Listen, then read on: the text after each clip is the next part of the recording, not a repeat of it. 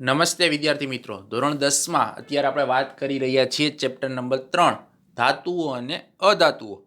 એમાં આજે જે જોવાનું છે એ છે સક્રિયતા જે શ્રેણી છે કે જેમાં 3 પ્રકારની કેટેગરીની ધાતુઓનો સમાવેશ થાય. ઊંચી સક્રિયતા ધરાવતી ધાતુઓ, મધ્યમ સક્રિયતા ધરાવતી ધાતુઓ અને નીચી સક્રિયતા ધરાવતી ધાતુઓ. એનું નિષ્કર્ષણ છે એ કઈ રીતના થાય છે એ સમજવાનું છે. તો કે સક્રિયતા શ્રેણીમાં જે નીચે રહેલી ધાતુઓ છે એ કેવી છે? તો કે ખૂબ જ નિષ્ક્રિય હોય છે. આવી જે ધાતુઓ છે એના ઓક્સાઇડને માત્ર ગરમ કરી અને એનું રિડક્શન થઈ અને ધાતુ છે એ છૂટી પડે છે. જે સક્રિયતા શ્રેણીમાં નીચે રહેલી ધાતુઓ છે એ કેવી છે? તો કે નિષ્ક્રિય છે. હવે જે આવી નિષ્ક્રિય ધાતુઓ છે એમનો જે ઓક્સાઇડ હોય ધાતુનો એને માત્ર ગરમ કરવામાં આવે અને એનું રિડક્શન કરવામાં આવે તો આપણને જે કાંઈ ધાતુ મેળવવા માંગતા હોય એ મળી જાય છે. દાખલા તરીકે જે સિન્નાબાર એટલે કે HgS એ છે એ કેવી? તો કે મર્ક્યુરીની કાચી ધાતુ છે. મર્ક્યુરી એટલે કે પારો, એની કાચી ધાતુ છે. હવે જ્યારે તેને ગરમ કરવામાં આવે છે ત્યારે પ્રથમ તે શું થાય? તો કે મર્ક્યુરીનો જે ઓક્સાઇડ છે એટલે કે HgO એમાં એ ફેરવાય છે અને ત્યારબાદ જે મર્ક્યુરીનો ઓક્સાઇડ છે એને વધારે ગરમ કરવામાં આવે તો આપણને મર્ક્યુરી એટલે કે પારો છે એ રિડક્શન પામે છે. સમીકરણ દ્વારા આમાં સમજાવેલું છે કે HgS કે જેને સિન્નાબાર તરીકે ઓળખવામાં આવે છે એને ઓક્સિજન સાથેની પ્રક્રિયા કરાવવામાં આવે ઉષ્મા આપીને એટલે કે ગરમ કરીને, તો એમાંથી શું બને? તો કે HgO એટલે કે મર્ક્યુરીનો ઓક્સાઇડ છે બને છે અને સાથે સાથે SO2 વાયુ છે એ પણ સલ્ફર ડાયોક્સાઇડ એ પણ છૂટો પડે છે.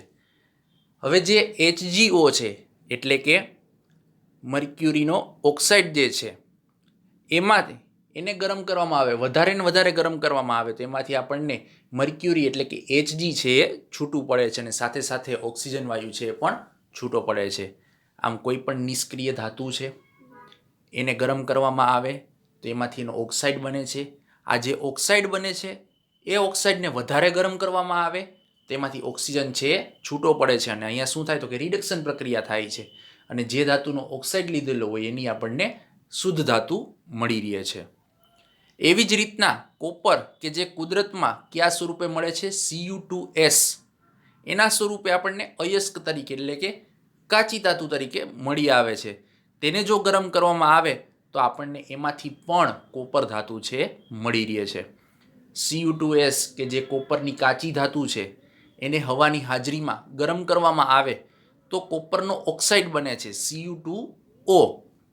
સાથે સાથે SO2 વાયુ એટલે કે સલ્ફર ડાયોક્સાઇડ વાયુ છે છૂટો પડે છે. હવે જે કોપરનો ઓક્સાઇડ આપણને મળ્યો કયા સ્વરૂપે? Cu2O. એનું Cu2S એટલે કે જે કાચી ધાતુ હતી કોપરની એની સાથે જ પ્રક્રિયા કરાવવામાં આવે તો આપણને શું મળે છે? તો કે કોપર જે શુદ્ધ ધાતુ છે મળી રહે છે અને એમાં પણ સલ્ફર ડાયોક્સાઇડ વાયુ છે છૂટો પડે છે. અહીંયા થોડીક પ્રક્રિયા ચેન્જ છે. જે આપણને કોપરનો ઓક્સાઇડ મળ્યો એને પાછી કોની સાથે પ્રક્રિયા કરાવવાની છે? તો કે જે કાચી ધાતુ હતી કોપરની એની સાથે જ પ્રક્રિયા કરાવવાની છે અને વધારે ગરમ કરવાનું નથી ઓક્સિજનની હાજરીમાં. માટે કોપરનો જે ઓક્સાઇડ છે એ Cu2O અને કોપરની જે કાચી ધાતુ છે Cu2S આ બંને વચ્ચે રાસાયણિક પ્રક્રિયા કરાવવામાં આવે ગરમી આપવાથી તો આપણને કોપરની જે કાચી ધાતુ છે એ મળી રહે છે અને સાથે સાથે સલ્ફર ડાયોક્સાઇડ વાયુ છે એ પણ છૂટો પડે છે.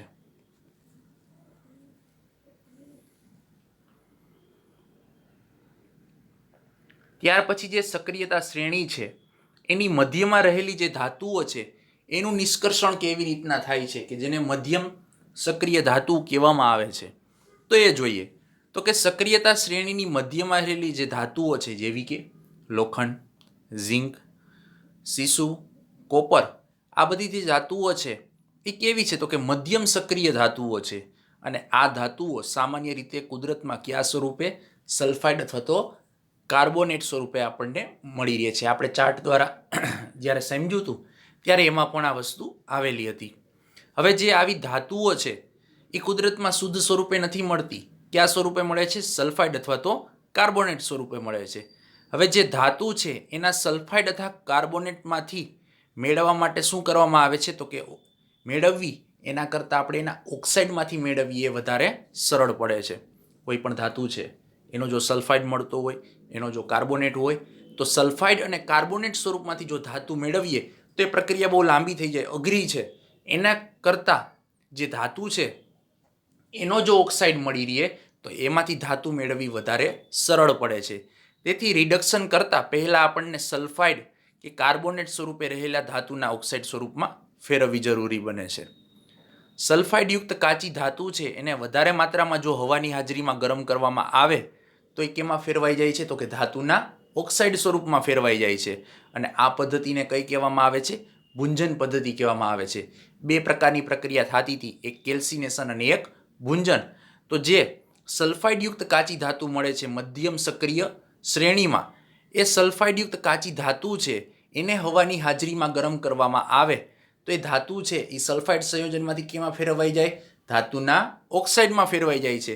અને ધાતુના ઓક્સાઇડમાં ફેરવવાની આ જે કાંઈ પ્રક્રિયા થાય છે એ પ્રક્રિયાને કઈ કહેવાય છે? ભુંજન કહેવામાં આવે છે. હવે જે કાર્બોનેટયુક્ત કાચી ધાતુ આપણે મળે છે મધ્યમ સક્રિય શ્રેણીમાં, એને મર્યાદિત હવાની હાજરીમાં જો સખત ગરમ કરવામાં આવે, ખાસ ધ્યાન રાખજો, મર્યાદિત હવા છે, એને જરૂર પડે એટલો જ ઓક્સિજન એને આપવાનો છે. મધ્યમ હવાની હાજરીમાં સખત ગરમ કરવામાં આવે, વધારે પ્રમાણમાં ગરમ કરવામાં આવે તો જે કાર્બોનેટયુક્ત કાચી ધાતુ છે એ કેમાં ફેરવાય છે? ધાતુના ઓક્સાઇડમાં ફેરવાઈ જાય છે. અને જે આ પદ્ધતિ છે એને શું કહેવામાં આવે છે? કેલ્સિનેશન કહેવામાં આવે છે. એને આપણે ઉદાહરણ દ્વારા સમજીએ તો કે ઝીંકની જે કાચી ધાતુ છે એના માટે ભુંજન અને કેલ્સિનેશનની પ્રક્રિયા છે એ અહીંયા દર્શાવેલી છે. ઝીંકનો સલ્ફાઇડ છે, ભુંજન પ્રક્રિયા સૌથી પહેલા જોઈએ. એને હવાની હાજરીમાં ગરમ કરવામાં આવે તો શું થાય? તો કે ઝીંકનો જે ઓક્સાઇડ છે ZnO એ બને છે અને સાથે સાથે સલ્ફર ડાયોક્સાઇડ વાયુ છે એ છૂટો પડે છે. આમ ઝીંકની કાચી ધાતુ લીધી, સલ્ફાઇડ સંયોજન, એને હવાની હાજરીમાં ગરમ કરવામાં આવ્યું, જે પ્રક્રિયા થઈ એને કેવી કહેવાય? ભુંજન કહેવાય છે. અને ઝીંકનો જે ઓક્સાઇડ છે આપણને મળી રહે છે. હવે કેલ્સિનેશનની પ્રક્રિયા, ઝીંકનો કાર્બોનેટ સ્વરૂપ લીધું ZnCO3, એને સખત ગરમ કરવામાં આવ્યું, તેમાંથી પણ ઝીંકનો ઓક્સાઇડ છે ZnO એ બને છે અને CO2 એટલે કે કાર્બન ડાયોક્સાઇડ વાયુ છે એ છૂટો પડે છે. આ ધાતુ ઓક્સાઇડનું કાર્બન એટલે કે કોક અથવા તો કોલસો એના વડે જો રિડક્શન કરવામાં આવે તો આપણે જે ધાતુ છે એ મળી રહે છે. ZnO જે ઝીંકનો ઓક્સાઇડ મળ્યો એને કાર્બન સાથે પ્રક્રિયા કરવામાં આવે, કોક સાથે, તો શું થાય? તો કે ઝીંક ધાતુ છે એ છૂટી પડે છે અને સાથે સાથે CO એટલે કે કાર્બન મોનોક્સાઇડ વાયુ છે એ છૂટું પડે છે.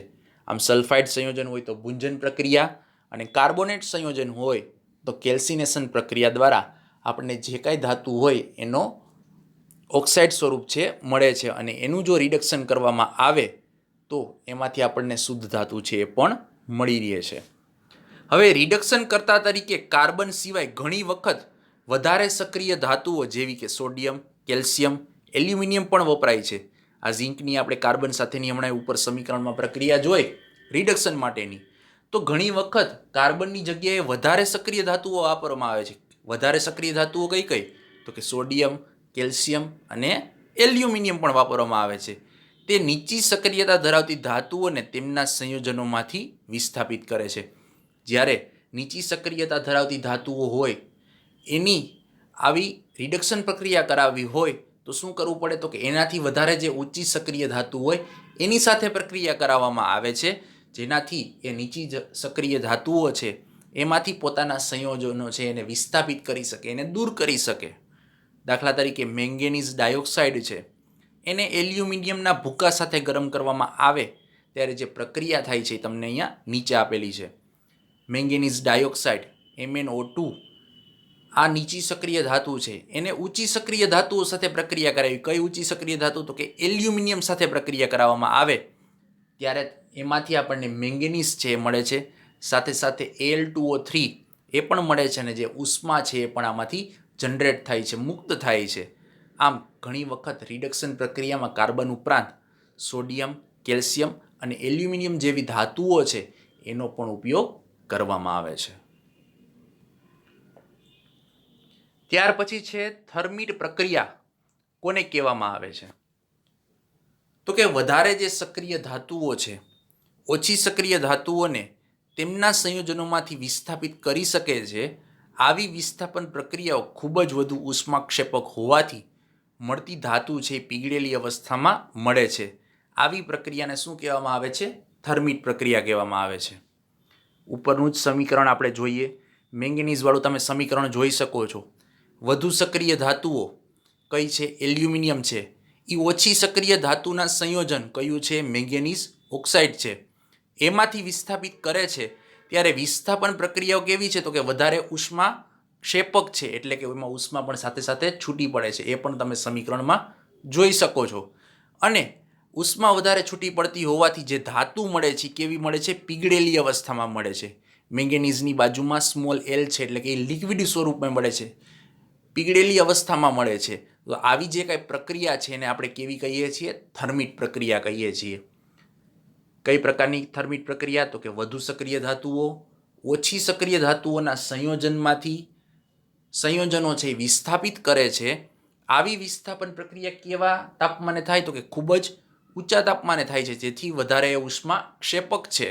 અને મળતી જે ધાતુઓ છે એ કયા સ્વરૂપે આપણને મળે છે? પીગળેલી અવસ્થામાં મળે છે. તેને આપણે કઈ પ્રક્રિયા કહીએ છીએ? થર્મિટ પ્રક્રિયા કહીએ છીએ. દાખલા તરીકે આયરન ઓક્સાઇડ એટલે કે Fe2O3 ની એલ્યુમિનિયમ જેવી ઊંચી સક્રિય ધાતુઓ સાથે પ્રક્રિયા કરવામાં આવે તો જે Fe ધાતુ છે એનો ઉપયોગ રેલવેના પાટા અથવા તો મશીનની તિરાડ પડેલા ભાગો જોડવામાં થાય છે. એનું સમીકરણ છે નીચે આપેલું છે. Fe2O3 એની વધારે સક્રિય ધાતુ એલ્યુમિનિયમ સાથે પ્રક્રિયા કરાવવામાં આવે તો Fe છે એ આપણને લિક્વિડ સ્વરૂપમાં મળે છે, અને સાથે સાથે Al2O3 છે મળે છે, અને આ ઉપરાંત જે ઉષ્મા છે એ પણ છૂટી પડે છે. આમ થર્મિટ પ્રક્રિયા છે એમાં ધાતુઓ છે આપણને કેવા સ્વરૂપે મળે છે?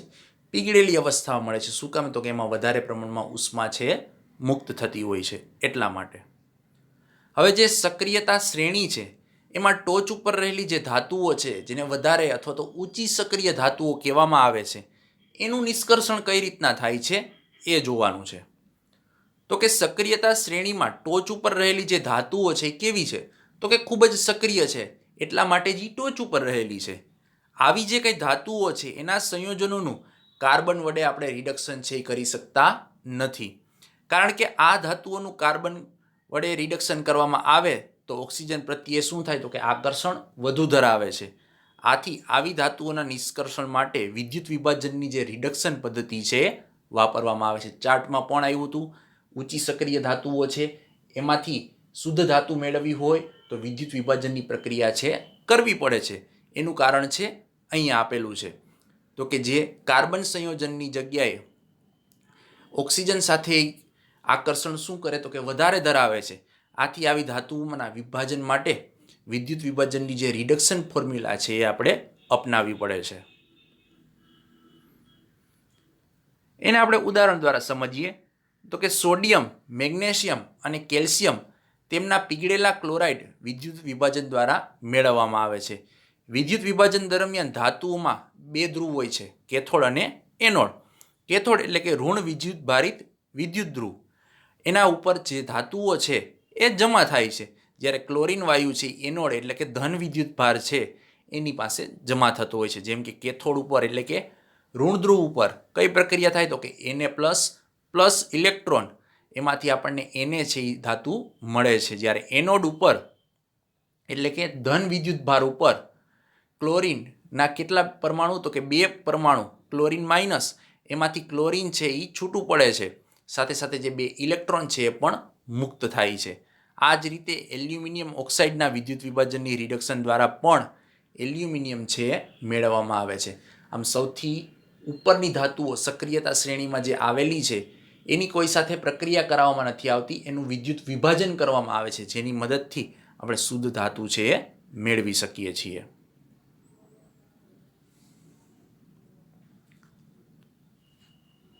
ત્યાર પછી છે ધાતુઓના શુદ્ધિકરણ માટેની વિદ્યુત વિભાજનની જે પ્રક્રિયાની આપણે વાત કરીએ છીએ એ કેવી હોય છે એ સમજાવવાનું છે. તો કે કાચી ધાતુમાંથી મેળવેલી ધાતુ અશુદ્ધ હોય છે, આથી ધાતુનું શુદ્ધિકરણ કરવું ખૂબ જ જરૂરી બને છે. કાચી ધાતુ જમીનમાંથી કોઈ પણ મળે છે એ આપણને શુદ્ધ સ્વરૂપે નથી મળતી, એ કેવી હોય છે? અશુદ્ધ હોય છે. માટીના કણો હોય છે, રેતીના કણો હોય છે, અન્ય અનિચ્છનીય પદાર્થો હોય છે, એનું શુદ્ધિકરણ કરવું જરૂરી બને છે. આમ વિદ્યુત વિભાજનની જે શુદ્ધિકરણ છે એ અશુદ્ધ ધાતુઓના શુદ્ધિકરણ માટે સૌથી વ્યાપક એટલે કે મોટી માત્રામાં વપરાતી પદ્ધતિ છે. મોટાભાગની જગ્યાએ આ પદ્ધતિ છે એ વાપરવામાં આવે છે. કોપર, ઝિંક, ટીન, નિકલ, ચાંદી અને સોના જેવી ધાતુઓના શુદ્ધ કરવા માટે વિદ્યુત વિભાજનની જે રિડક્શન પદ્ધતિ છે એનો ઉપયોગ કરવામાં આવતો હોય છે, જેમાં અશુદ્ધ ધાતુના સળિયાનો એનોડ અને શુદ્ધ ધાતુની પાતળી પટ્ટીનો કેથોડ છે એ બનાવવામાં આવે છે. કોપર, ઝિંક, ટીન, નિકલ, ચાંદી અને સોના જેવી જે ધાતુઓ છે એનું વિદ્યુત વિભાજન જ્યારે કરવામાં આવતું હોય, એનું જ્યારે રિડક્શન કરવામાં આવતું હોય ત્યારે જે અશુદ્ધ ધાતુ છે એનો સળિયો ક્યાં રાખવામાં આવે છે? એનોડ ઉપર રાખવામાં આવે છે, એટલે કે ધનધ્રુવ ઉપર રાખવામાં આવે છે. અને જે શુદ્ધ ધાતુની પટ્ટી હોય છે એને ક્યાં? તો કે ઋણ ધ્રુવ ઉપર એટલે કે કેથોડ ઉપર રાખવામાં આવે છે. હવે જે ધાતુના દ્રાવણનો ધાતુક્ષારના દ્રાવણનો જે વિદ્યુત વિભાજ્ય છે એના તરીકે ઉપયોગ કરવામાં આવે છે. આકૃતિમાં તમને દર્શાવેલું છે, એક પાત્ર લીધેલું છે, એ પાત્રમાં બે ધ્રુવ રાખેલા છે. એક એનોડ એટલે કે પોઝિટિવ અથવા તો ધન ધ્રુવ છે, બીજો છે કેથોડ એટલે કે નેગેટિવ. હવે આ કેથોડ છે એ શુદ્ધ કોપરની પટ્ટીનો બનેલો છે, જ્યારે એનોડ છે એ કોઈ પણ અશુદ્ધ કોપરની પટ્ટીનો બનેલો છે. હવે જે દ્રાવણ છે એ કેવું છે? તો કે એસિડિક કોપર સલ્ફેટનું દ્રાવણ છે એ લેવામાં આવે છે. વિદ્યુત વિભાજ્યમાંથી જ્યારે વિદ્યુત પ્રવાહ છે એ પસાર કરવામાં આવે તો એનોડમાંથી અશુદ્ધ ધાતુ વિદ્યુત વિભાજ્યમાં શું થાય? તો કે ઓગળે છે અને વિદ્યુત વિભાજ્યમાંથી સમતુલ્ય માત્રામાં શુદ્ધ ધાતુ છે કેથોડ ઉપર જમા થાય છે.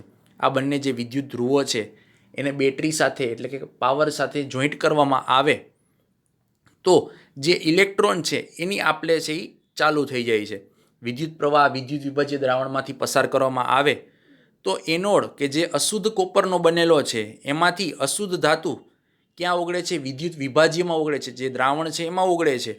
અને વિદ્યુત વિભાજ્યમાંથી સમતુલ્ય માત્રામાં એટલે કે જેટલો એનોડ ઓગળે છે એટલી જ માત્રામાં શુદ્ધ ધાતુ જે કાંઈ છે એ ક્યાં? તો કે કેથોડની પટ્ટી છે એના ઉપર જમા થાય છે. એની અહીંયા એનોડ અને કેથોડમાં જે પ્રક્રિયા થાય છે એ સમીકરણ દ્વારા સમજીએ. તો કે જે એનોડ છે એટલે કે ધનધ્રુવ છે ત્યાં શું થાય? તો કે કોપરની જે અશુદ્ધ ધાતુનો સળિયો છે એમાંથી Cu2+ આયન છે એ છૂટા પડે છે, સાથે સાથે બે ઇલેક્ટ્રોન છે એ પણ છૂટા પડે છે. અને કેથોડ ઉપર જે પ્રક્રિયા થાય છે એ શું થાય? તો કે Cu2+ આયન છે એ મેળવે છે, સાથે સાથે બે ઇલેક્ટ્રોન પણ મેળવે છે. આ ક્યાંથી મેળવે છે? તો કે અશુદ્ધ કોપરનો ધાતુનો સળિયો ઓગળ્યો તો વિદ્યુત વિભાજ્ય દ્રાવણમાં, એમાંથી સમતુલ્ય માત્રામાં જેટલો ઓગળ્યો તો એટલી જ માત્રામાં શુદ્ધ ધાતુ છે એ કેથોડ ઉપર જમા થાય છે અને કોપર આપણને શુદ્ધ સ્વરૂપે કેથોડ ઉપર મળે છે. આમ કોપર અશુદ્ધ ધાતુના સળિયામાંથી આપણને કોપરનો શુદ્ધ ધાતુ છે એ મળે છે. દ્રાવ્ય જ્યારે અશુદ્ધિઓ દ્રાવણમાં જાય છે ત્યારે ગોલ્ડ, સિલ્વર, પ્લેટિનમ જેવી અદ્રાવ્ય અશુદ્ધિઓ પાત્રના તળિયે કાદવ રૂપે એટલે કે કચરા સ્વરૂપે આપણને મળે છે, જેને એનોડ પંક તરીકે ઓળખવામાં આવે છે.